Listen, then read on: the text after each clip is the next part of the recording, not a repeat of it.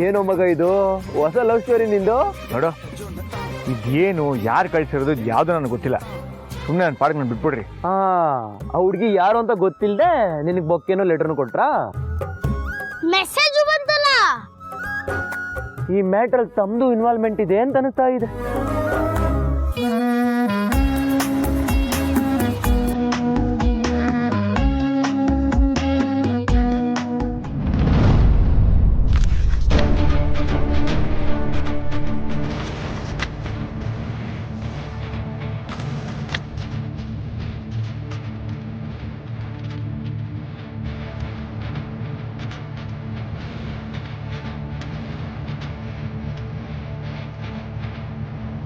ಮಗ ಯಾರಪ್ಪ ಹುಡುಗಿ ಪ್ರೀತಿನ ಲೆಟರ್ ಕಳಿಸಿದಳು?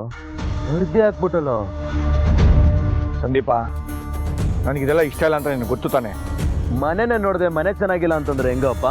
ಮೊದಲು ಹುಡುಗಿ ಯಾರು, ಎಲ್ಲಿದ್ದಾಳೆ, ಹೇಗಿದ್ದಾಳೆ ಅಂತ ತಿಳ್ಕೊಂಡು ಆಮೇಲೆ ಅವಳು ಬ್ಲ್ಯಾಕ್ ಗ್ರೌಂಡ್ ಚೆಕ್ ಮಾಡಿ ಅವಳನ್ನ ಲವ್ ಮಾಡಬೇಕಾ ಮಾಡಬಾರ್ದಂತ ಡಿಸೈಡ್ ಮಾಡಬೇಕು.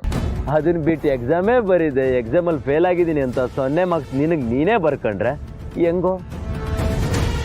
ಅಷ್ಟು ವರ್ಷದಿಂದ ಸಿಂಗಲ್ ಆಗಿರೋ ನನಗೆ ಇನ್ನು ಮಿಂಗಲ್ ಹಾಕೊಂಡ್ ಬ್ಯೂಟಿ ಇಲ್ಲ ಅಂತ ಕೊರಗ್ತಾ ಇದ್ದೀನಿ.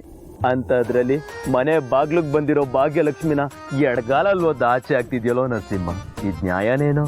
ನೋಡು, ನಾನೀಗಾಗಲೇ ಪ್ರೀತಿಲಿ ಬಿದ್ದು ಸತ್ತು ಮತ್ತೆ ಬದುಕೀನಿ. ನನಗೆ ಪದೇ ಪದೇ ಸಾಯಕ್ಕೆ ಇಷ್ಟ ಇಲ್ಲ.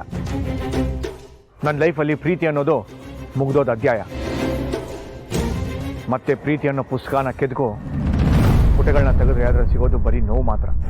ಈ ಪ್ರಪಂಚದಲ್ಲಿ ಪವಿತ್ರವಾದ ಪ್ರೀತಿಗೆ ಸಿಗೋವಂಥ ಬಹುಮಾನ ಏನು ಗೊತ್ತಾ? ಮೋಸ ಮಾತ್ರ. ನಿನ್ ನೋವೇನಂತ ಅರ್ಥ ಆಗುತ್ತೆ ಮಗ, ಆದ್ರೆ ಹುಡುಗಿ ಯಾರಂತ ತಿಳ್ಕೊಳಕ್ಕಾದ್ರೂ ಪ್ರಯತ್ನ ಮಾಡು. ಅದರ ಅವಶ್ಯಕತೆ ನನಗಿಲ್ಲ. ನನ್ನಿಂದ ನಿಮಗೆ ಬೇಜಾರಾಗಿದ್ರೆ ಸಾರಿ, ಬರ್ತೀನಿ. ಮೇಲ್ನೋಟಕ್ಕೆ ಅವ್ರಿಗೆ ನಿನ್ ಮೇಲ್ ಕೋಪ ಇದ್ರು ಮನಸ್ಸಿನಲ್ಲಿ ಅವ್ರಿಗೆ ನಿನ್ ಬಗ್ಗೆ ಕಾಳಜಿ ಇದೆ ಕಣ. ಹ್ಞೂ ಅಮ್ಮ, ನಾನು ಇದೇ ಮಾತನ್ನ ಇವತ್ತು ಸಂದೀಪನ್ಗೂ ಹೇಳಿದೆ ಗೊತ್ತಾ. ಮತ್ತೆ ನಿನ್ಗೆ ಅವ್ರ ಬಗ್ಗೆ ಗೊತ್ತಿದ್ರು ಯಾಕೆ ಹಾಕಿ ಕೇಳ್ತೀಯ? ಪ್ರೀತಿ ಇಲ್ಲ ಅಂದಿದ್ರೆ ನೀನಿನ್ನ ಈ ಮನೆಯಲ್ಲಿ ಇಡಕ್ ಬಿಡ್ತಿದ್ರಾ? ಅದೇನೋ ನಿಜ, ಆದ್ರೆ ನಿನ್ನ ಗಂಡನ ಮನಸ್ಸು ಯಾವಾಗ ಬದಲಾಗುತ್ತೋ ಗೊತ್ತೇ ಇಲ್ಲಮ್ಮ.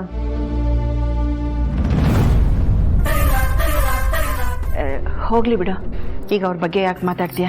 ಅಲ್ಲಮ್ಮ, ನಿನ್ನ ಗಂಡ ನನ್ನ ಕಣ್ಣಿಗೆ ಒಳ್ಳೆ ನಟಭಯಂಕರ ಥರ ಕಾಣಿಸ್ತಾರಮ್ಮ. ಯಾವಾಗೂ ಕಣ್ಗುಡ್ಡೆ ಬಿಟ್ಕೊಂಡೇ ನೋಡ್ತಾ ಇರ್ತಾರೆ. ಅದು ಯಾವಾಗ ಹೊರಗೆ ಬಂದ್ಬಿಡುತ್ತೋ ಅನಿಸ್ತಾ ಇರುತ್ತೆ.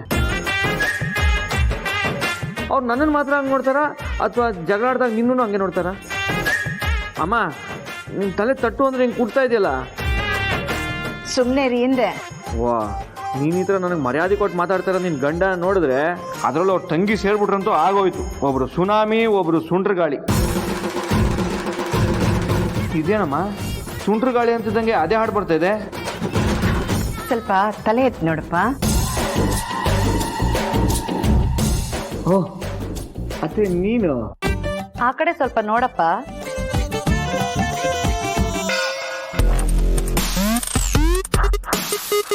ಇದೇನಾ ನಿನ್ನ ಮಗ ಅನ್ನಿಸ್ಕೊಂಡವನ್ಗೆ ನೀನು ಹೇಳ್ಕೊಟ್ರೋ ಸಂಸ್ಕಾರ? ನಮ್ಮಿಬ್ರಲ್ಲಿ ಈಗ ಸುಂಟ್ರಗಾಳಿ ಯಾರು, ಸುನಾಮಿ ಯಾರು ಏನೂ ಗೊತ್ತಾಗ್ಲಿಲ್ಲ. ಸುಮ್ಮನೆ ತಮಾಷೆಗೆ ಹೇಳ್ದ ಅಷ್ಟೇ.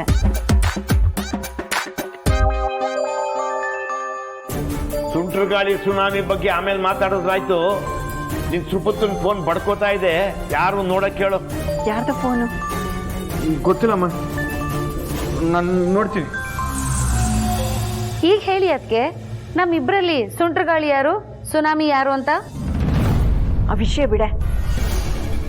ಇವತ್ತೇನಾಯ್ತಂತೆ ಗೊತ್ತಾ?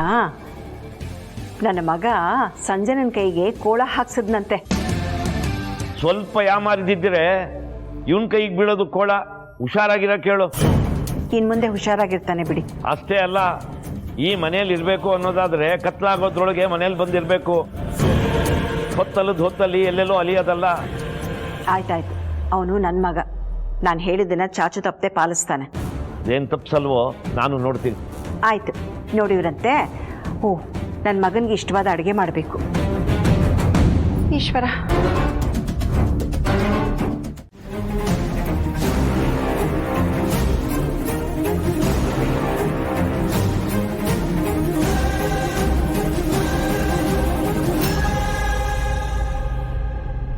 ಅಮ್ಮ ದೀಪ ಅವರೇ, ದೀಪ ಅವರೇ, ದೀಪ ಅವರೇ, ಏನಾಯ್ತಪ್ಪ?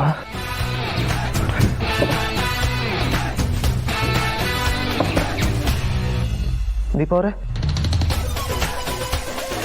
ದೀಪ ಅವರೇ,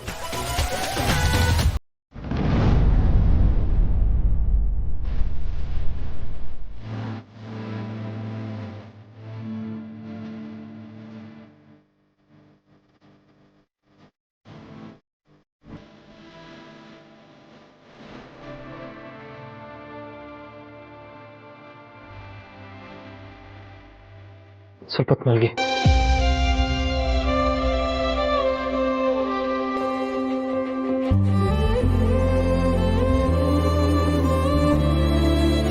ಯಾವ್ದಾದ್ರು ಮಾತ್ರೆ ಬೇಕಿದ್ರೆ ಹೇಳಿ ತರಿಸ್ತೀನಿ. ಸರಿ, ರೆಸ್ಟ್ ಮಾಡಿ.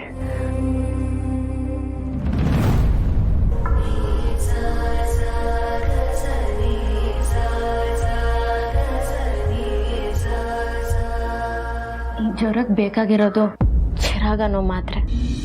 ಏನ್ರಿ ಮಾತಾಡ್ತಾ ಇದ್ದೀರಾ? ಅದು ನಂಗೆ ಯಾವತ್ತೂ ಒಬ್ಳೆ ಮಲ್ಗ ಅಭ್ಯಾಸ ಇಲ್ಲ. ನೀವು ಜೊತೆಲಿದ್ರೆ ಧೈರ್ಯವಾಗಿ ಮಲ್ಗ್ತೀನಿ. ಇಲ್ಲಾಂದ್ರೆ ದೆವ್ವ, ಭೂತ, ಪಿಶಾಚಿ, ಮೋಹಿನಿ ಎಲ್ಲ ಒಟ್ಟಿಗೆ ನನ್ನ ಕನ್ಸಲ್ಲಿ ಬಂದು ನನ್ನನ್ನು ಕಾಡುತ್ತೆ. ದಯವಿಟ್ಟು ನನ್ನ ಬಿಟ್ಟು ಹೋಗ್ಬೇಡಿ. ಅದೆಲ್ಲ ಆಗಲ್ಲ. ಇವತ್ತಿಂದ ನಿಮ್ಮ ಜೊತೆ ಈ ರೂಮಲ್ಲಿ ಮಲಗಬಾರ್ದು ಅಂತ ಅತ್ತಿಗೆ ಹೇಳಿದ್ದಾರೆ. ಚಿಕ್ಕಪ್ಪನ ರೂಮ್ಗೆ ಹೋಗ್ತಾ ಇದ್ದೀನಿ. ನೀವು ನನ್ನ ಜೊತೆ ಇಲ್ಲೇ ಮಲಗಿದ್ರೆ ನಾನು ಸಂತೋಷ ಪಡ್ತಿದ್ದೆ.